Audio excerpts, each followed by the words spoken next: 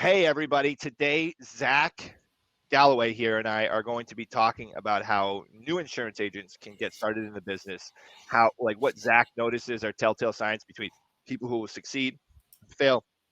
It's going to be a big guide for you to help you succeed. And also, we have the lovely, we'll say Jennifer here. I don't know. She looks like a Jennifer. She showed up. She doesn't speak. She's a deaf mute. And she showed up to the office. But hey, I'm not complaining. And she ain't either. So, um, subscribe to the channel, turn on post notifications. We're going to be we bring you guys value all the time. So without further ado, Zach, why don't you introduce yourself? Let them know how you got to work with me, and then how long you've been helping new agents. Yeah, I have been with Justin for about 3 years and 3 months now. I started before this. I didn't do anything in the life insurance field. I was a manager at a Chipotle, and I reached out to Justin through Indeed. And back then, everything was in office. It wasn't remote, so I went into the office, interviewed. He offered me a position, and the rest is history. Yeah, and at that point, I hired anybody with a pulse. Like if I put a mirror in front of you and it fogged up, and you were willing to get a license, let's go. But Zach, the fact that he was a manager really stood out to me because, like, I'm just joking. Zach was a really good candidate. This is when I actually held all these like interviews and stuff myself. So Zach, I was like, okay, he's a manager. Clearly, he's in control of his environment to the point where like he can help other people control theirs. So like that's a big thing to see as a leader. And Zach crushed. I mean, would you finish your pre-license course in like 2 days or something? Yeah, I finished it in 2 days. I think Yeah, it took me like a whole week to get my actual license. yeah. It was. I was like, what? And he told me how fast he finished. So I was like, clearly, he's a capable guy.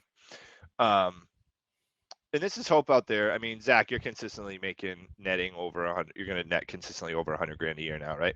Yes. Yeah, well over. I mean, if and then it's going to be 150, 200. It's going to keep growing. Um, this is some hope for people out there. Were you the best salesperson No, not at all. on a scale of 1 to 10? How good were you in sales? Probably 6 to 7. Okay. Now, on a scale of 1 to 10, how much better? What are you now that you're helping people close deals? Uh, I don't think anyone's perfect. I would consider myself like an 8 or a 9 now. Okay, cool. And Zach, like, so this is Zach's role here, and then this is going to help you guys understand why he has this knowledge. So I run the recruiting for our team, our division here. I have an agency within SLS's agency essentially, and we I recruit people and bring them through new agent training, and then Zach handles the rest. So Zach, we have a system where we jump on our agents' calls to help them close their sales. So what happens is everybody joins up and they go through basic new agent training with me. They do our virtual training courses and platforms, and then Zach is there to help them with their sales and just be there for agents. So typically what happens is a new agent gets halfway through their script and then they bring Zach on to help determine what product the client qualifies for. He helps them, and then he takes over the call for his new agents and helps them with their sales. He assists them in group chats. He's in there like all the time helping new agents, and he really has one-on-one contact with his group. And he's had probably hundreds of agents over the last few years. And it just happens where like you have to go through those people to find the right people, but gives you guys some insight and structure on how our system works. And we're able to do that because our agents are at 50% commission plus bonuses, and we're a captive agency, meaning every captive gets this like really bad thing. Like everyone's on the same system here. So Zach's able to like be on their calls and everything. So Zach, from your experience, what are some things that you notice right away that are telltale signs of a successful agent? Successful agent. I always say the biggest indicator of success for a new agent is the amount of effort you put in the first 3 weeks. If you show up every day, we have like activity targets. So if you hit your activity targets every day, you show up regardless of whether you feel like it or not. That's going to be the biggest indicator of success, is just the amount of effort that you put in. As a couple other people at the agency say, hard work will always beat talent when talent doesn't work. So it doesn't really matter how good you are if you don't put in the work for it. Yeah, exactly. Um, so what about like anything else? Like what else sticks out to you? If someone any like signs, personality, emotional stuff, responsibility, sales ability. What are some of the things that stick out to you? Yeah, I would say the next biggest thing that sticks out is how quickly someone can implement what they're being taught. So when I'm in a room with an agent doing a one-on-one and I tell them, "Hey, instead of saying it like this, you should say it this way." And then on the next call, I hear it immediately repeated the way I told them to do it. That's a big indicator of success too, is just immediately applying what they've been taught. Hmm. Also people who don't make excuses, right? Like I have people on my team who have, 2 or 3 kids and they still show up and put the work in. They'll be communicative and be like, "Hey, I have a doctor's appointment for my kid from 2 to 4, but I'm going to work a little bit later today." They show up and they still put that work in regardless of what they have going on at home, because that's one of the biggest things. Because I've had great agents leave just because they couldn't control what's going on at their home, so it pulls them away from work. If they can control that, it's definitely a huge help. Yeah, for sure. So taking like responsibility for their environment essentially and their situation. So a lot of times we see agent like some people use excuses and some people turn excuses into reasons. And I feel like if like people make it happen regardless of the circumstances. So essentially, you got work ethic and integrity. Like, do you show up? And at how quickly do you apply what we teach? Because it's like, and I see this all the time. I do not understand why, but hey, it happens. And it's like, so guys, if you're out there and you're learning something, apply it. Just apply it. Sometimes people, I get, maybe we don't know how to apply it. We don't practice or drill it enough. But to apply something, you want to practice it, and then do it. Zach has the ability. I have the ability too to just see something once and then apply it immediately. Not everybody has that. And then no excuses, just taking ownership for their day. So it's not all like flowers and buttercups, guys, but that's just what it comes down to because we provide when you have unlimited leads like we have in a CRM where it's just plug and play. If you can do these things, then you can be successful. So, um, Zach, in your development of a new agent, what are some things that you do? Like go over kind of how you develop agents, and this may help some people maybe help develop themselves if they're in a system where they don't have the support that we have. It's definitely listening to a lot of calls. So the more calls you can listen to for an agent, the more material you have. You can help coach them on maybe something to say a little bit differently, some wording that they can change to make it better. The more you listen to calls, the better off the agent's going to be. And that even applies to like if you're not in leadership and you're making sales calls, just listen to your own calls too and be like, "Oh, when I said this, the client reacted badly. Let me change that." So, listening to a lot of calls, definitely, I feel like having a one on one with agents and figuring out what their goals are is super important too, because you want to focus on what you want and you want to view this as an avenue to get to where you want. Right. So like my personal goals are like make sure my wife only has to work whenever she wants to work instead of having to work. So showing up on a Saturday is not going to be a big issue to me compared to accomplishing that goal. So having an agent who has like clearly defined goals and knows what they want, it'll help them figure out how to go get it and the activity that they need to put in. Awesome, I love that. So for someone who maybe doesn't have clearly defined goals, because we see that, right? Then sometimes people struggle with that. They don't know what they want. I was that person when I started. Yeah. So what that's awesome. And I've been that person too. So what helped you transition from being that person to being the person you are now, who has clear cut goals? Looking at not necessarily material things, but things that other people have, like you or James or Grant, like looking and saying, huh, I like the idea of what you're going for. Like one of your goals was like, make sure your dad can be retired. So it's Hmm. like, I liked that goal, not necessarily for my parents because they're doing okay, but that's my goal for, my wife. So I just changed that and applied it to what I kind of wanted for me. And this whole position has kind of changed my perspective on what being okay actually looks like in America as far as finances goes. It went from like being content with like a 2 bedroom, 2 story house with a white picket fence to like, okay, I want investment properties. I want to have a passive income.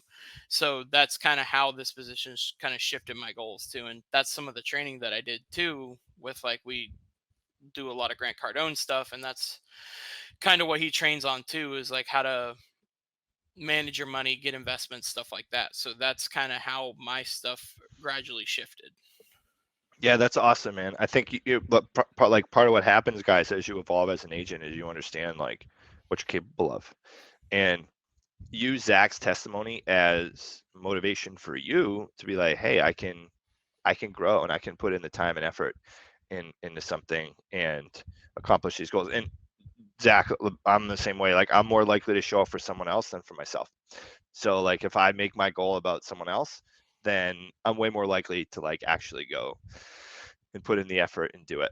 Because left to my own devices, I will play video games all day and yeah, watch anime or something. So, um, yeah, cool. So now, what are some signs of? We talked about what is so actually, let's do this. So when someone listens to their call recordings, right? First of all, guys, you need a software to listen to your call recordings. So if you haven't done so yet, obviously subscribe to the channel. Just hit the like button. It really helps me. But if you need a CRM, VanillaSoft is a good one. There are a couple others that record calls. What should agents be looking for in their call recordings? I would say the biggest things to look for is tonality and how you say words, because you can make sales with almost any script.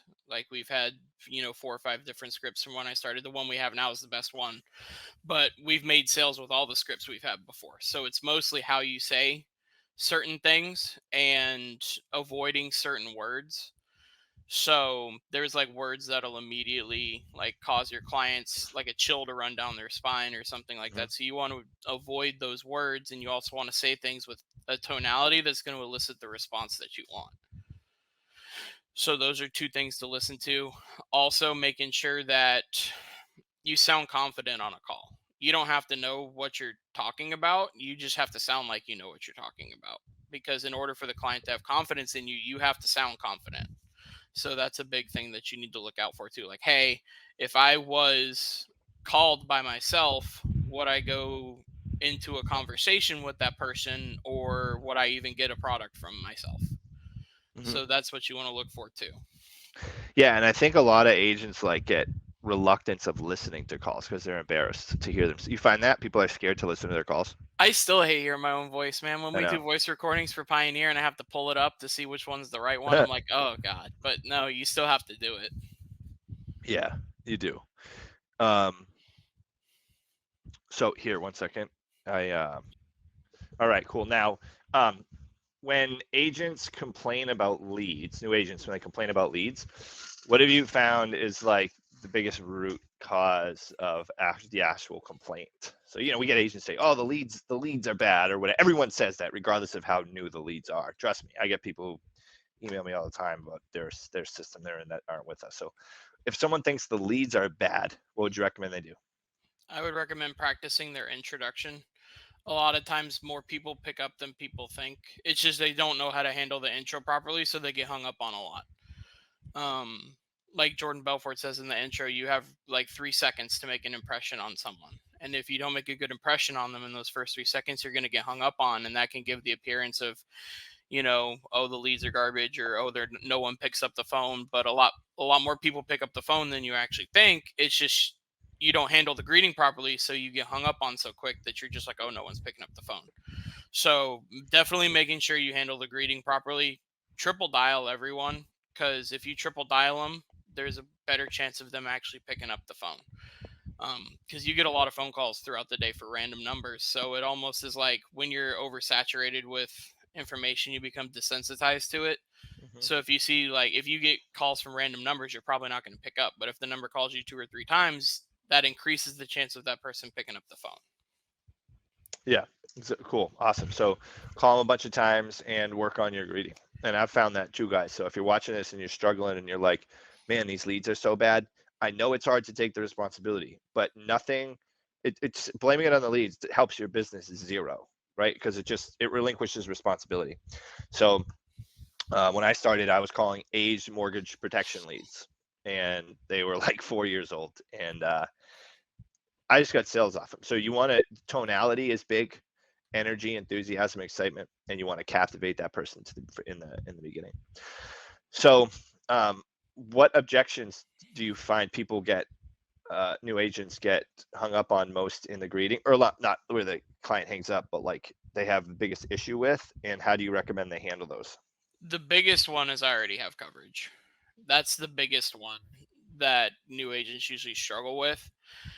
The easiest way to handle that is almost, I always say, don't take anything a client really says in the first 2 minutes of a call to heart or seriously at all, because they're probably just trying to get you off the phone because they don't want to talk to you. Mm, So just brush it off. Just be like, hey, most of the people I speak with already have coverage. They still find this information pretty valuable, and just go right back to whatever script that you're doing. Just kind of brush it off and then dig into it a little bit deeper later in the conversation. If someone hits you right away with "I already have coverage," and then you immediately go, oh, okay, what company do you have? You're setting yourself up for a trap, especially because if they were lying to you and they actually don't have coverage, they're just going to hang up on you anyways because you caught them in a lie. I've had calls with people back when I was an agent who said, oh no, I already have some coverage. I got it taken care of. I pushed past it just like I said. And when I got to the part in our script where it says, okay, would this be the first money that your wife would see when you pass, or do you already have something? And they said, well, actually, I just got brochures in the mail from Colonial Penn. I haven't really gotten anything in place. So you don't really, if you would have immediately asked that person, hey, what do you have? They would have probably just hung up on you because you caught them in a lie. Instead of just brushing it off, trying to get them to like you and diffuse that situation and just build a little rapport with them and get them to open up, that call probably wouldn't have converted to a sale like it did. So making sure you can handle the "I already have coverage," because that's the hardest one for new agents to overcome. I would say the second one is probably not interested, because if someone tells you they're not interested, it probably just means that they have coverage. So I almost treat those objections like the same objection. Um, and then the last one's "I'm busy," because people are trained to think that we're supposed to be, I don't know the correct word, but like respectful of other people's time. But if they were like really truly busy, they wouldn't have picked up the phone for a random number that they don't recognize. mhm. So just understanding like, hey, they might have a little something going on, but let me at least see as far as I can get with them. That way, if I do need to schedule a call back, I'll at least know that this is something that the person's actually interested in or that I can help them out with. Because there's no sense in you going through your intro, they say they're busy, and you like, oh, what's a good time I can give you a call back, without figuring out if you can actually help the person or not. Because at that point, you don't value your client's time, because you're going to waste your time calling them back. They're never going to pick up for you. And you're wasting your own time doing that as well. So at least if they're busy, get to the point where you know that you can actually help that person out. Yeah, awesome. That's huge. And those are the biggest things, guys, you're usually going to run into for greeting objections. If you can't get through those, then you are going to have a very difficult time in this. You're not going to succeed. If you can't get through the greeting, you will not make it in the business. That's just how it is. So look at it. To be successful, you have to get good at the greeting. And I promise you, you can do it. If you want to check out my rebuttals page, it's in the link, or it's a link in the description of the video. It's essentially a website I have that gives all the rebuttals that we use to handle objections here. So, um, how would you recommend so a lot of times what happens is we find people are getting ready to get ready, right? Yeah. Like they feel like they have to know everything and they get call reluctance. And what do you recommend someone does to get over call reluctance?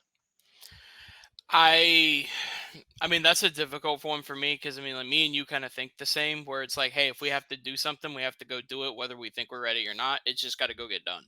Mm, Um for new agents who are thinking that they have to know everything and know the ins and outs of all the products, that's what help is for.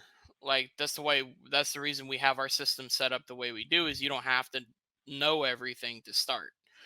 I still don't know everything because there's so much to know about life insurance and final expense, and there's like thousands of different companies that people can have. You're never going to learn everything. You're never going to truly learn everything there is to know about life insurance. Hmm. So thinking that you need to know everything before you get started is, it's almost like a downward spiral. So you're never going to get started, and if you don't ever get started, you're not going to make money. I was the type of person where I needed to have everything planned out, know exactly what I was doing before I get going. Now it's better to, like, I understand it's better to just try it, and then if you mess up because you quoted them wrong or you got them on the wrong product, you can always backtrack and change it, but it's better to at least try it, because that way you have the experience of doing it too. Yeah. No, exactly. And like it comes down to just sometimes guys like taking the emotion away from it because it's like, you should be motivated to do something, but you don't have to be, right? Like it's like I'm sure there's days where Zach like doesn't isn't pumped about showing up to handle issues with agents, but it's like, hey, we do it anyway. And also having those bigger goals there in place helps, I think, with that fuel to show up and put in that extra effort. So, how many hours a week would you recommend a new agent work, and what do you define as work? I would say 50 is like bare minimum. I would say if you could do 60, that's great. 70 is awesome. Um, I forgot the second half of the That's question. fine. And then, like, what do you define as work? Work is making calls. Like if you're not making calls or talking to someone or fixing a policy issue, or getting referrals from clients, if you're not in communication with clients, you're not working. A lot Mhm. of people can sit at a desk for 8 hours a day and think they had a long day, but they made like 20 calls and have less than an hour of talk time. That's not really work. Working is talking to clients, trying to get a hold of clients, getting referrals, anything you can do to expand your business. Awesome. And so, if anybody watching this is independent and you're buying leads, or maybe you're captive in buying leads, I don't know, then like if that you have to have enough leads to have your business thrive because without leads you don't make any money. So it can be more expensive sometimes not to buy more leads than it can be to buy leads. However, if you're struggling to convert any leads at all and you're not making any money because you don't have that skill set developed to be able to convert them properly, or the leads are bad or whatever, then you want to get in a system like ours where you have unlimited leads provided to you at no cost. Now, this isn't a pitch on our system. There are other systems that are like ours. This is just saying, like, hey, look, if you want to be successful in the business and you want to learn how to sell and you don't have that ability yet to be able to just like buy leads, call them, convert them, and make money right away, then you got to get in a system where you're going to have the training and support and ability and the resources to be able to, you know, bridge that gap of where like because a lot of times like agents will buy a couple batches of leads and be like, man, I didn't sell any of these, like I quit because they spent thousands on the leads and they don't have any more money. So if that's the case, then you should probably hook up with a system like ours. Yeah, you're not going to get a super high commission percentage. We start agents at 50%, but which most places do with that 50 or 40%, but like 100% of zero is zero, right? So at least you won't be negative. And we have agents who consistently do really well and make good money. So in terms of now say someone gets through the greeting and they're going through it and everything, where do you find people have the most trouble with converting the leads into sales? Like what are some things people can look for if they're getting presentations in but they're just not able to close people? Fact finding and need building. Okay. If you struggle with the close, I firmly believe that if you have a closing problem, it's not in your close, it's in your fact finding or your need building. So when you fact find, you want to figure out the client's situation, including like how much coverage they have, what they want to for their final arrangements, like funeral cremation. There's a big difference in prices between those two. Mm-hmm. Figuring out what they have, what they want, if they want to leave a gift to a family member, like if they have their final expenses covered, life insurance is more than just funeral or cremation. Yeah. You want to figure out what their family would do with the money. So like one of the questions I asked, like, oh, you want to leave it for your daughter, what do you think she would use this for. Um, so you want to have the client kind of tell you what they want the coverage to do for them, because that's going to give you ammunition to use in the close, where if you go all the way through and they say, oh, I need to think about it, you can just hit them with, well, I understand that you need to think about it. I also understand that you wanted to leave this for your daughter to have a down payment on a house, and I know that's going to go a super long way for her. So let's at least see if we can get you approved for this, and we can go from there. And that way you can get it in the mail, and you can just roll into your close. And the fact finding gives you ammunition that you can use in the close later to help you close the sale. So if you just immediately go from like intro to figuring out the company that they qualify for, asking the health questions, and then right to quoting, Mhm. it's without building the need, there's not going to be a sale there, because the one way money changes hands or you get a sale is if you solve a problem for them. So you need to identify a problem or identify what the person wants it to do for them in order for that exchange to be made at the end. Yeah, 100%. Like they have to. There has to be a clearly defined why. Just like Zach has a why for showing up every day, the clients have to have a why to buy. If there's no why, they're not going to buy.